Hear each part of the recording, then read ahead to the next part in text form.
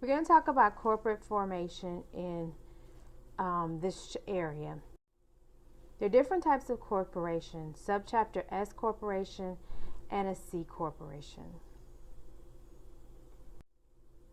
Subchapter S corporation: the corporation must file an election with the IRS to be treated as a subchapter S corporation. All shareholders must consent to the election, which may be made by an existing C corporation or newly formed corporation. The corporation may have up to 100 shareholders, and this is a special type of corporation for income tax purposes that satisfies the requirements of Subchapter S of the Internal Revenue Code.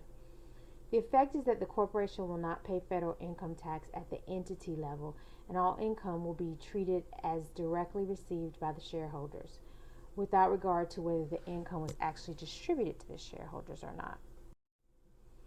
There's some advantages and disadvantages of a Chapter C corporation.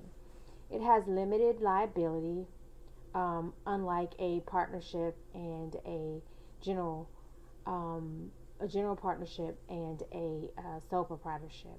Has more money for investment.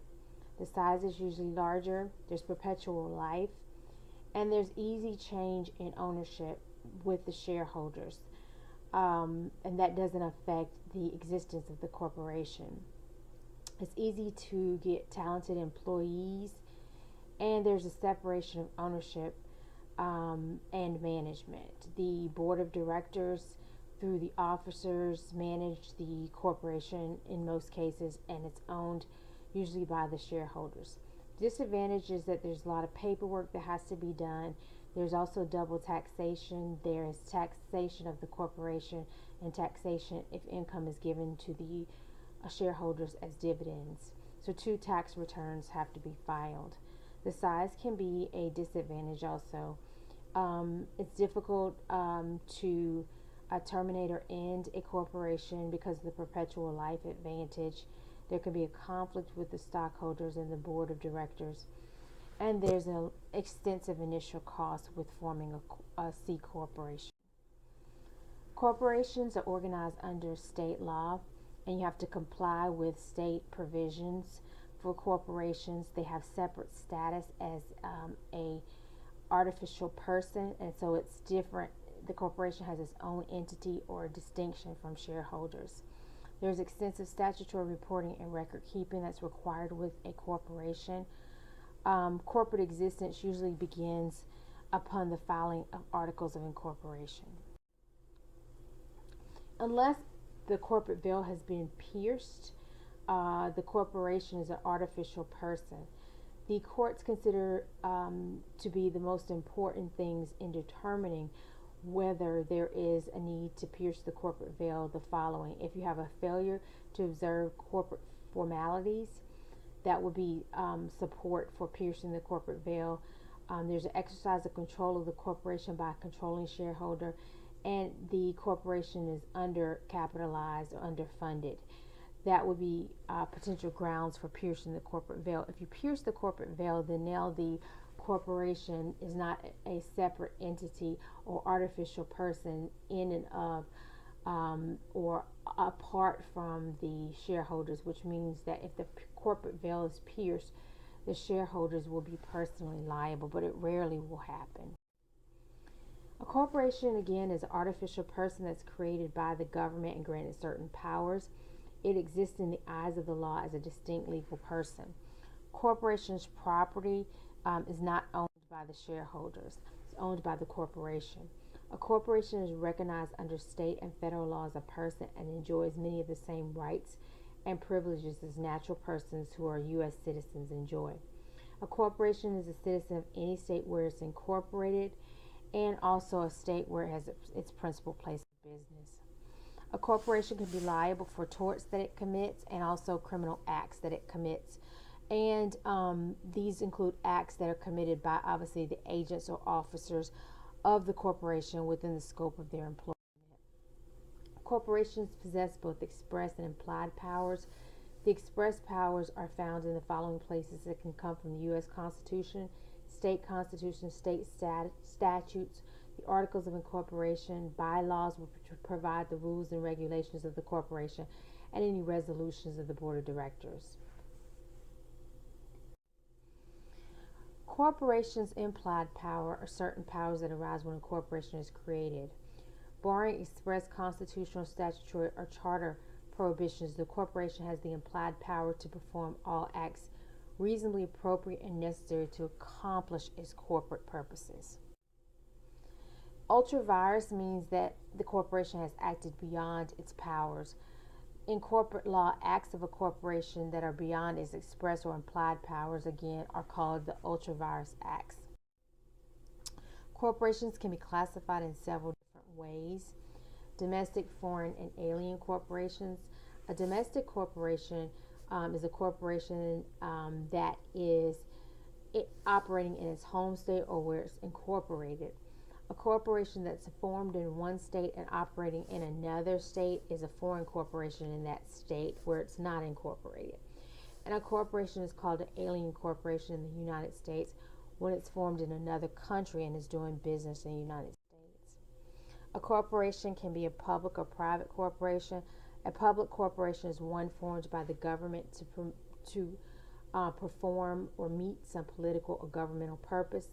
Private corporations are created wholly or in part for private benefit, and most corporations are private corporations. Non-profit corporations are corporations that are formed for purposes other than to make profit.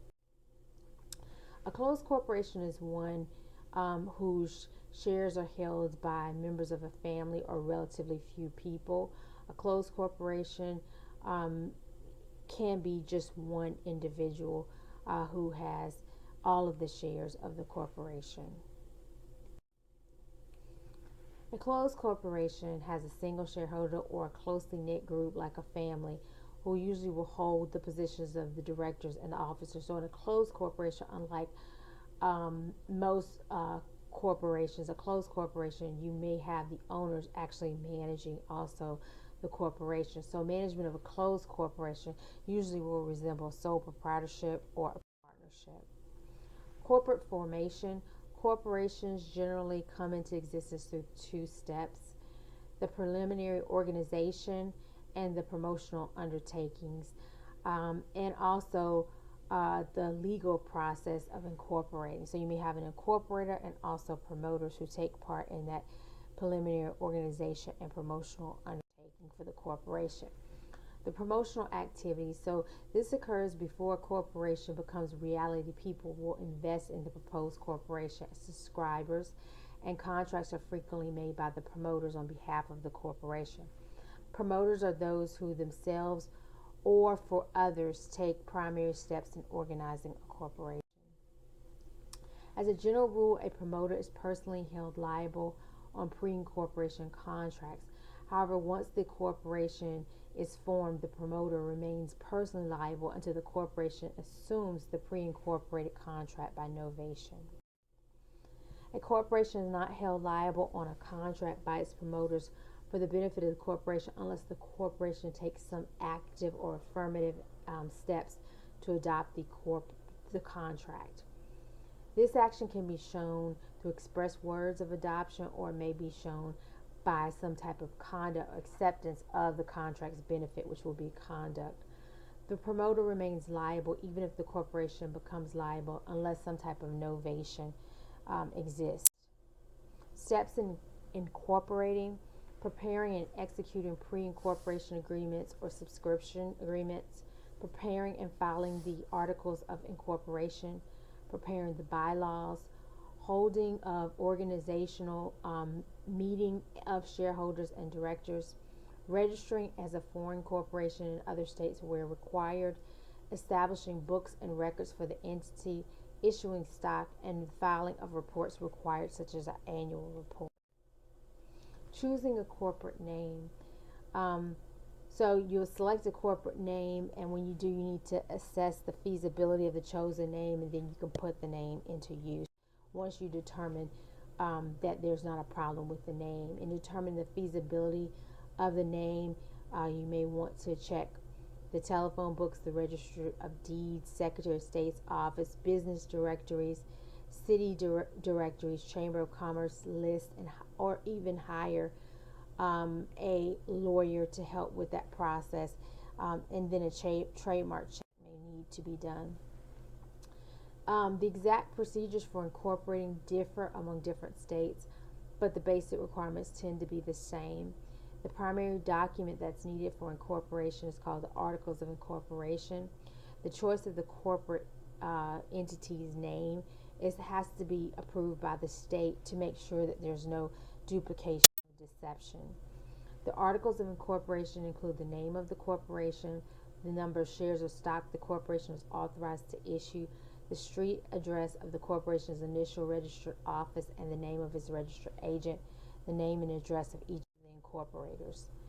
Improper incorporation.